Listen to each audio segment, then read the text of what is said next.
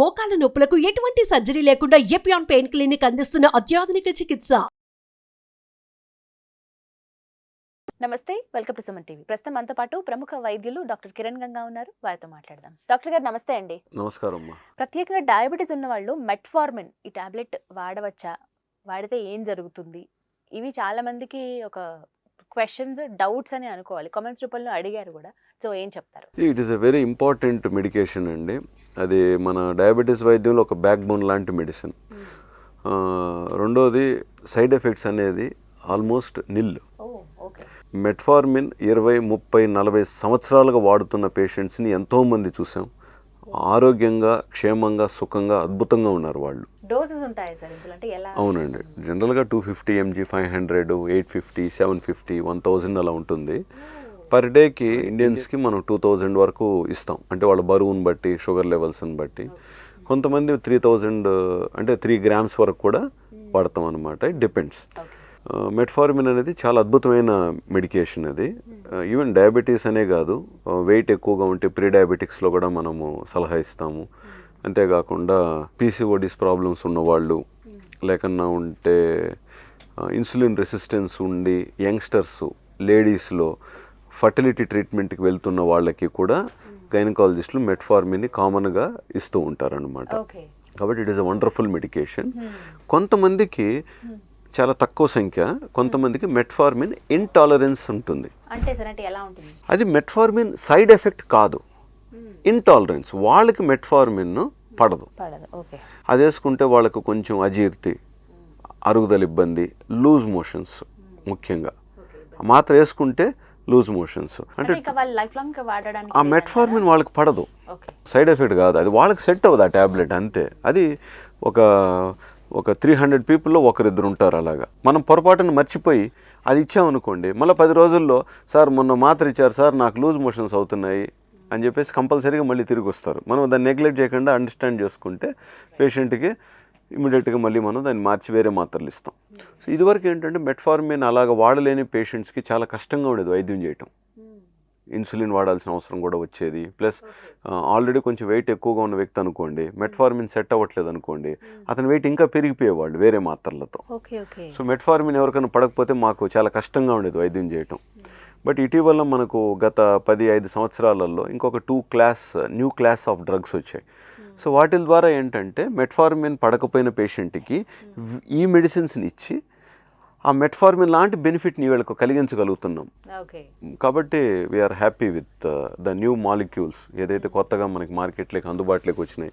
Plus వాటికి పెటెన్సీ కూడా అయిపోయింది.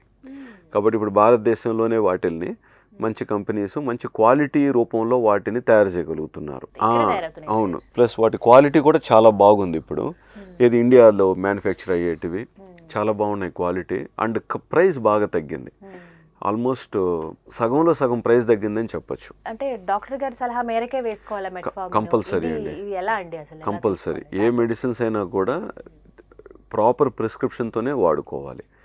ఇదే చాలామంది మెడికల్ షాప్స్లో అలాగ అమ్మేస్తూ ఉంటారు కానీ, బట్ మెడికల్ షాప్స్ వాళ్ళ ధర్మం కూడా ఒక ఫార్మసిస్ట్గా అది వ్యాలిడ్ ప్రిస్క్రిప్షన్ చూడటం, ప్లస్ డాక్టర్ పేరు, రిజిస్ట్రేషన్ నెంబరు, ఈ మెడిసిన్స్ అమ్మేటప్పుడు వాళ్ళు సాఫ్ట్వేర్లో ఎంటర్ చేయాలి, సిస్టమ్లో ఎంటర్ చేయాలి.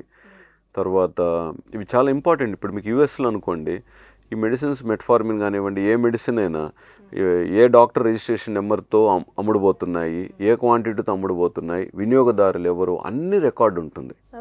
కాబట్టి మెడిసిన్స్ ఒక ఓవర్ యూసేజ్ కానివ్వండి, ఇట్లాంటి సమస్యలు వాళ్ళల్లో ఉండవు. సో ఓవర్ కౌంటర్ డ్రగ్ అయితే కాదు, బట్ చాలామంది ఓవర్ కౌంటర్ కూడా కొనుక్కొని వేసుకుంటూ ఉంటారు. అంటే మెయిన్ ఎప్పుడు సజెస్ట్ చేస్తారు సార్ ఈ మెట్ఫార్మిన్ అనే టాబ్లెట్ ఒక వ్యక్తికి? మనం బిఎంఐ ఎక్కువ ఉంది, కొంచెం ఫాస్టింగ్ షుగర్స్ పెరుగుతున్నాయి అనుకుందాం, ఐఎఫ్జి అంటాం కదా, వాళ్ళకు నైట్లో సజెస్ట్ చేసే ఛాన్సెస్ ఉంటాయి.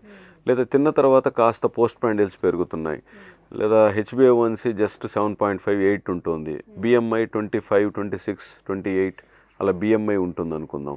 సో వాళ్ళకు జీవనశైలి విధానాలు ఫస్ట్ సలహాలు ఇచ్చి, ఆరోగ్య నియమాలు, ఆహార నియమాలు, తర్వాత ఇట్లాంటి చెప్పాల్సిన ఫస్ట్ జాగ్రత్తలు చెప్పి, ముఖ్యంగా షుగర్ వాడకూడదు, హై గ్లైసెమిక్ ఫుడ్స్ వాడకూడదని సలహా ఇచ్చి, ఎక్సర్సైజ్ అన్నీ చేయాలని చెప్పిన తర్వాత మెట్ఫార్మిన్తో స్టార్ట్ చేయడం జరుగుతుంది. ముఖ్యంగా మనకి యూకే కానివ్వండి, కెనడా కానివ్వండి, అమెరికా కానివ్వండి, చాలా దేశాలలో metformin is the primary drug. ఎందుకంటే వాళ్ళకి అదే చీపెస్ట్ కూడా. అండ్ వీళ్ళు ప్రపంచం వాడే మెజారిటీ మెట్ఫార్మిన్ ఆల్మోస్ట్ ఇండియాలోనే ఉత్పాదన అవుతుంది. లాస్ట్ బిఫోర్ ఇయర్ చైనాలో ఉత్పాదన అవుతున్న మెట్ఫార్మిన్లో కొంచెం ఇంప్యూరిటీస్ ఉన్నాయని, ఉత్పాదనలో ఇంప్యూరిటీ ఉన్నాయని చెప్పి అమెరికా చాలా రిజెక్ట్ కూడా చేసింది. అలా అయినప్పుడు మెజారిటీగా మన ఇండియా నుంచే వెళ్ళింది అమెరికాకి మెట్ఫార్మిన్. మన ఇండియాలో ఉత్పాదన అయ్యే మెట్ఫార్మిన్ చాలా మంచి క్వాలిటీతో ఉంది, ప్రైస్ కూడా తక్కువ.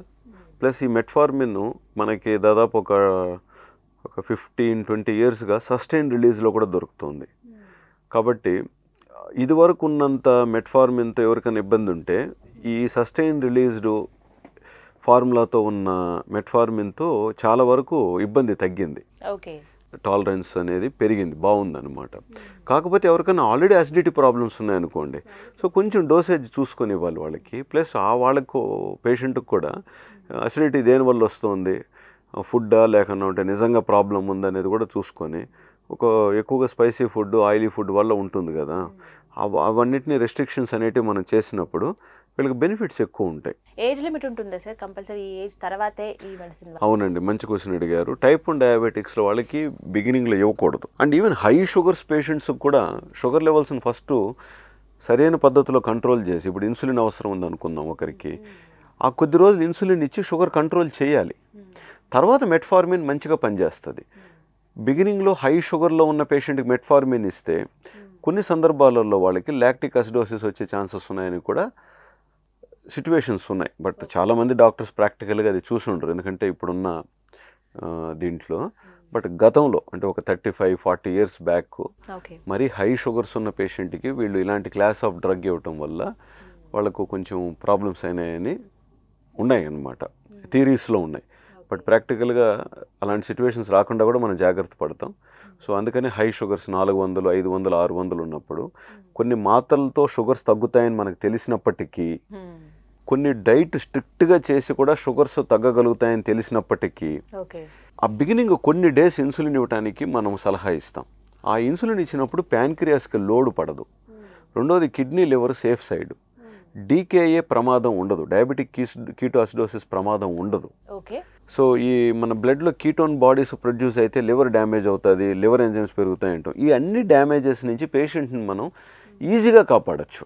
సో కాబట్టి ఎస్పెషలీ పేషెంట్ కొంచెం అఫోర్డబిలిటీ ఉందనుకుందాం, ఇన్సులిన్ మనకు 200 రూపాయలకు మంచి ఇన్సులిన్ దొరుకుతుంది ఈరోజు. 200 రూపీస్తో మీకు వైద్యం అయిపోయింది కదండి, 5 రోజులు 10 రోజులు వైద్యం అయిపోయింది. సో అంత ఈజీగా అందుబాటులో ఉన్నదాన్ని మనం ఎందుకు పేషెంట్కి ఇవ్వకుండా వాయిదా పెట్టాలి? ఏదో పేషెంట్ భయపడుతున్నాడనో, లేదా ఇన్సులిన్ పెడితే పేషెంట్ మళ్ళీ రాడనో మన దగ్గరికి, లేదా ఇన్సులిన్ పెడితే ఎలా నేర్పించాలా ఆ పద్ధతి కష్టం అవుతుందని చెప్పేసి సులువుదారిలో ఇనిషియల్గా ఇన్సులిన్ అవసరం ఉన్న పేషెంట్కి సులువుదారి కదా అని చెప్పి మాత్రలతో కరెక్ట్ కాదు అనేది చాలామంది అభిప్రాయం అండి, చాలామంది అభిప్రాయం. అండ్ వన్స్ షుగర్ మంచి కంట్రోల్కి వచ్చిన తర్వాత ఇన్సులిన్ హ్యాపీగా ఆపేయచ్చు. ఒకసారి ఇస్తే అలవాటు అయిపోతుంది అనేది ప్యూర్ అపోహ. నార్మల్ షుగర్స్కి వచ్చిన తర్వాత ఇన్సులిన్ ఆపేసి చక్కగా మెడిసిన్స్తో తీసుకెళ్ళచ్చు. లో డోస్ మెడిసిన్స్తోనే మంచి కంట్రోల్లో ఉంటారు, హై డోస్ వాడాల్సిన అవసరం లేదు. కాబట్టి వీళ్ళు దీర్ఘకాలంలో మెడిసిన్స్ వాడినప్పుడు కూడా ఇబ్బందులు రాకుండా ఉంటాయి. రైట్ డాక్టర్ గారు, థ్యాంక్ యూ అండి.